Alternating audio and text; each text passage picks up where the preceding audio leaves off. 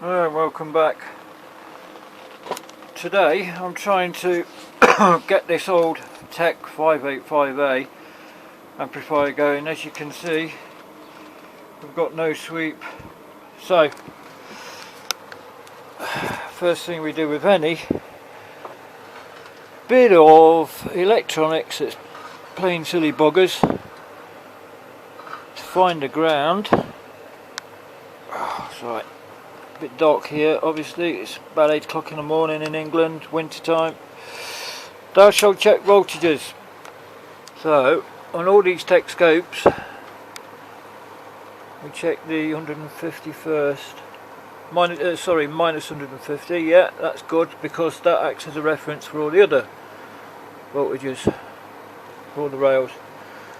Right, that should be 500, reading 497, near enough.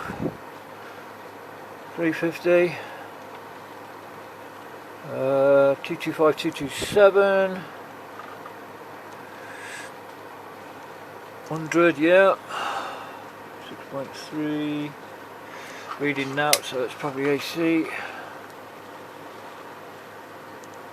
That's a bit low, 5.98. God knows what that's supposed to be.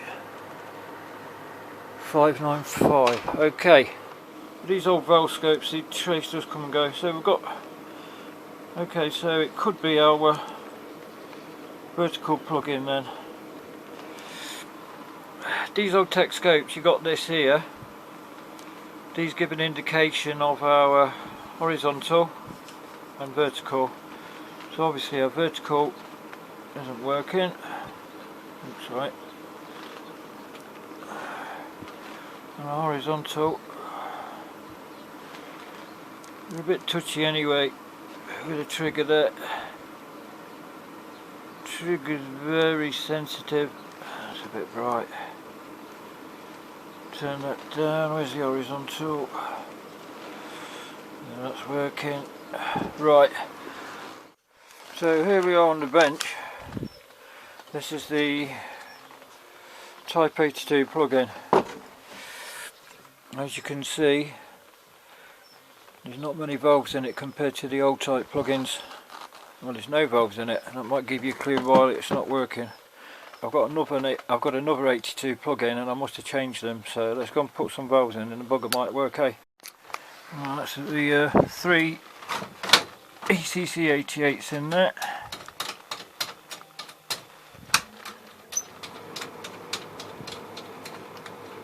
So the other thing I was going to try, I'll wait for that to come up. Here we've got two 7788 pentodes, I presume they are, and they drive the two vertical plates. I'm going to try giving them a wriggle. The other thing I was going to do was have a look at these big bank of ECC 88s here, to see whether that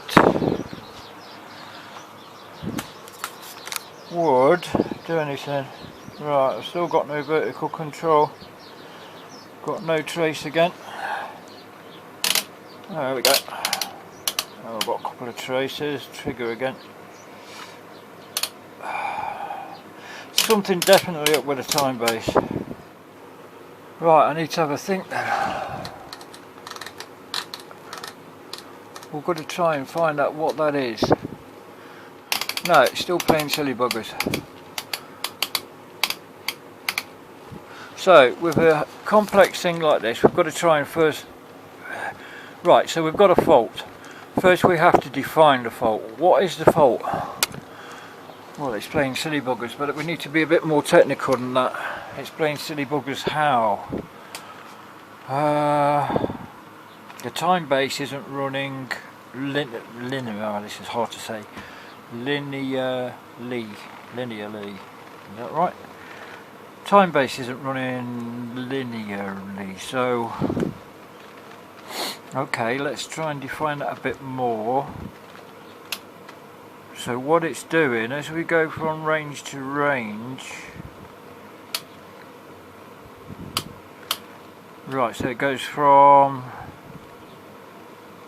slow to fast to fast to slow. Okay, right. That to me would, now then, we've got to think logically here, right? The Timebase is working. The selection is wrong. The selection, isn't it? It's the selection that's at fault.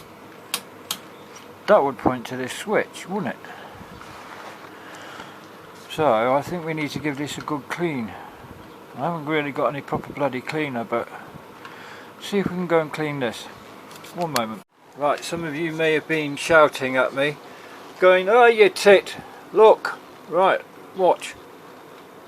So 50, trouble, 1 fine, 2 fine, 0.2 fine, sorry, oh, 0.5, 1, 2, 5, so 0.5,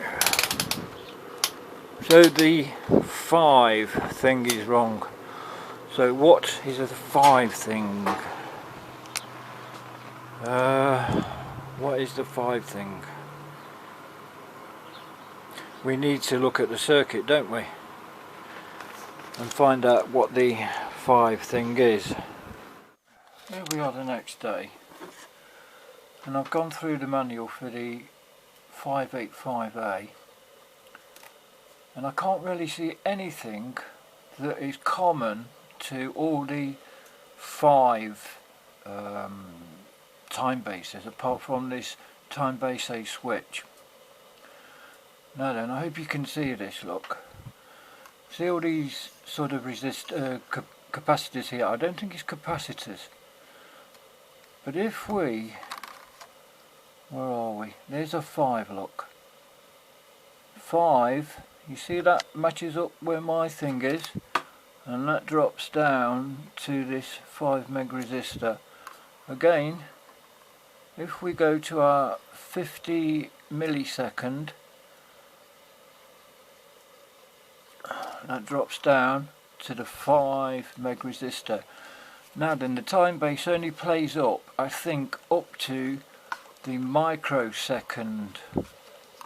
It stops then. I think it, see here, it's okay on 5 microsecond, and that uses a different resistor. So I think it's this 5R160F 5 meg resistor. Does that make sense? Let's pop into the workshop. Now then, a bit hard to get at, but I think these are the resistors that we're talking about here. See this resistor here? That's a 5 meg resistor. It says basically it's got a colour code 5 black, what is that? Green, black, black, yellow, which is 500 times 100,000 5 meg. Right, and I've just, oh Jesus, I've got so many stuff here. Trying to do this one-handed. I've just unsoldered one end, and I'm measuring the resistance of that, and we've got an out. So I don't know if I've got a 5 meg. I'll have a look in me. Oh, let's have a look. In the end, I've gone for 5 1 meg 2% resistors in series, and we've got 5-ish. You see, it's better than what's there anyway. I'll have to get, it's only a temporary thing. I shall put a proper one in at some point. Right, let's bang it in and see if... Right, well that's the replacement resistor string bodged in place. Let's put it back on the bench and turn it on, see what we get. Right, before we do that, I nearly forgot to put this 60EJ8 ECC88 in there. Now then, if you have a look how close that is to our resistor string, look. That is a good possibility that that caused the failure of that resistor. One other thing occurs. Notice the style of resistor, right? It's different. If you look, sort of a pinky sort of thing. That is different to all these other resistors. All these other resistors are sort of red bodied. Could it be that that resistor that we've just replaced is a replacement for the original resistor, and the original resistor failed for the same reason that that one did, in that it is too near this valve here, got hot and died. Interesting, eh? Alright then, we've fixed that, but if you look, that trace isn't right. I haven't got any scale illuminations for some reason, the bulbs must be gone. This is the, what do you call it, scale, there, and our traces aren't running horizontal to that, they're not linear either. And we've got this sort of cockeyed thing. Now then, I wonder if that valve I've just replaced has got something to do with that. Let's go and give it a jiggle. I'll just give some of these controls a bit of a jiggle with a screwdriver, just to